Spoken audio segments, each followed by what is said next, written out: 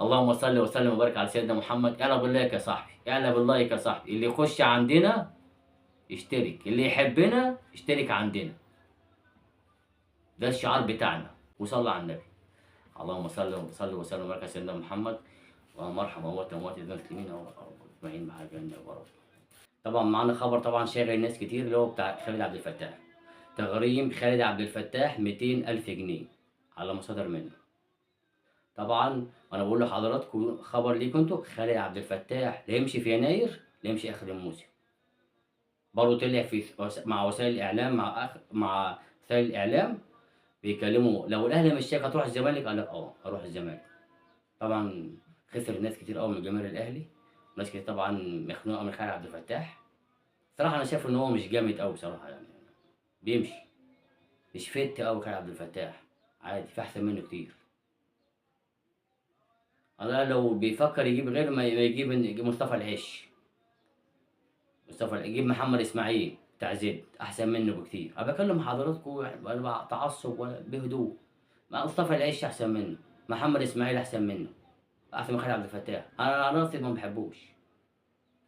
مش جامد قوي يعني، عايز امشوه مشوه. حتى الاهلي غرامه 200,000 جنيه عادي يعني. هو اصلا كده كده مش هيكمل في الاهلي، هيمشي في يناير او يمشي اخر السنه. كده كده الاهلي اصلا مش عايزه يعني. هيكمل هو ممكن يلعب ماتش الاتحاد اللي جاي، بس الاهلي برضه ايه، مش هيديله اهتمام. كده كده ممكن يمشوه في يناير، مش هيكمل يعني. يمشي في يناير يمشي اخر السنه. كده كده مش، الاهلي مش مديله اهتمام. طبعا الاهلي مهتم بكل لعيب، بس هو ايه، حته خلع فتح مش هيكمل بره النادي الاهلي يعني. على السنه الجايه مش هتلاقيه موجود. لما مش هتلاقيه في يناير هتلاقيه السنه الجايه مش موجود يعني. خالد عبد الفتاح بره النادي الاهلي. ده طبعا اللي هو بخصوص خالد عبد الفتاح. طبعا الناس كلها مهتميه. طبعا انتوا عارفين ان اعاره احمد عبد القادر هتخلص اخر السنه. الاهلي طبعا في خدمات واحتياجات احمد عبد القادر.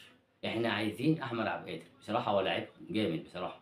احمد عبد القادر الاهلي ابلغه بانهاء بعد ما تخلص الاعاره بتاعته في الخليج هيجي، والاهلي هيمضيه في خلال الايام الجايه 3 سنين وهيكمل مع الاهلي. يعني طبعا انت عارف الاهلي داخل على طبعا كاس العالم، طبعا 32 فريق، والاهلي طبعا عايز كل اللعيبه يجمعها عشان طبعا يبقى كله قوه ضربه قدام كاس العالم. يبقى الاهلي ابلغ احمد عبد القادر ان هو بعد تاني اعارته مش هيجددوا تاني، هيجي على الاهلي عشان الاهلي محتاجين خدمات احمد عبد القادر. في خبر تاني عن النادي الاهلي عاوز اقول لحضراتكم عليه. النهارده كل اللعيبه طبعا لعبت التدريب كويس واهتموا بالتدريب واتمرنوا. طبعا هو في ان اكرم توفيق اقول لك عنده نزله برد، خد النهارده راحه وبكره ان شاء الله هيكمل. يعني اكرم توفيق واخد راحه 24 ساعه وبكره ان شاء الله هتدمر الفريق. لكن كل اللعيبه طبعا محمود كهربا واكرم توفيق وحسين الشحات. طبعا انتوا عارفين اللي في لاعيبه منتخب هتضم الاهلي على يوم الخميس. في لعيبه هتضم الاهلي يوم الخميس، يعني اللعيبه الدوليين اللي مع المنتخب هتضم يوم الخميس ويلعبوا الجمعه. يعني مفيش يوم، هيلعبوا تاني يوم. هيجوا مع المنتخب يوم الخميس يخلصوا، هيضموا يوم الخميس ويلعبوا الجمعه مع الاتحاد السكندري الساعه 8.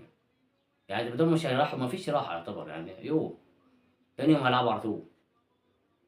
طبعا انتوا عارفين ان الشناوي مريح، طبعا قدام اللعيبه.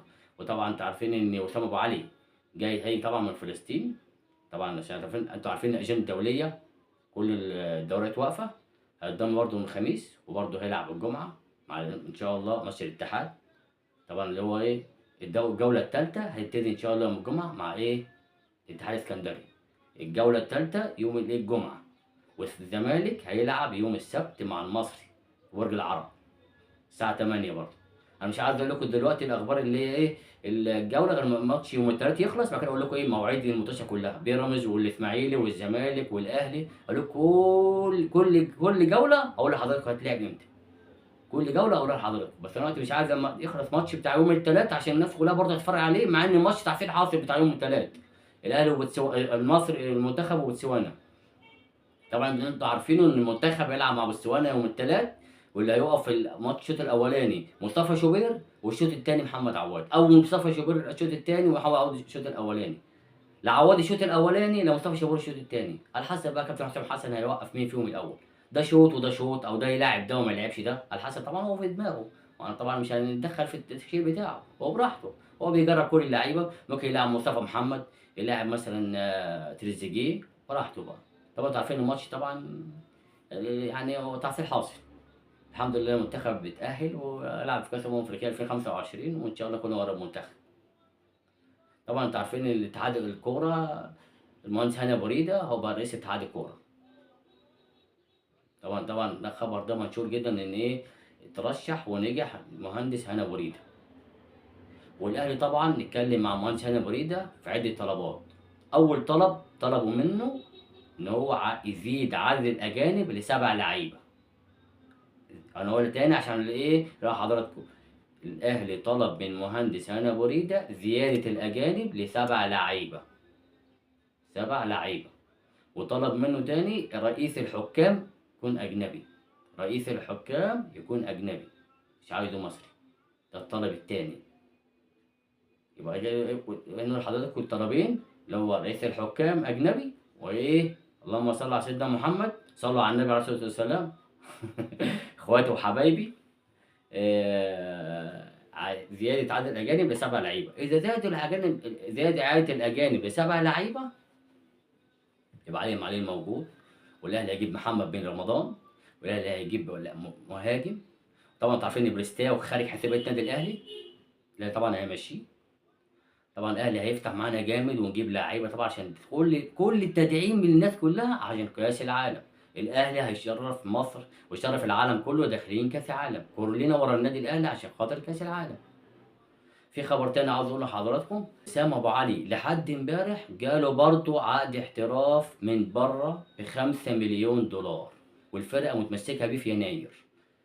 الأهلي جاله عرض احتراف من دولة أوروبية عايزة حسام أبو علي $5.000.000. الأهلي رفع ل$8.000.000. إذا جه آخر سنة الأهلي هيمشيه. $8.000.000 يعني 400.000.000 جنيه، مبلغ كبير طبعًا ضخم. 400.000.000 جنيه، $8.000.000. يقول لك بقى ده قال 6 وقال 7 وقال 8. الأهلي قال لهم $8.000.000، عايزين خدمات وسام أبو علي $8.000.000. في خبر تاني عايز أقول لك، غرامة على نادي الزمالك بخصوص فرجاني ساسي. فرجاني ساسي دفع غرامة على الزمالك مستحقاته المتأخرة €750,000. 750,000€.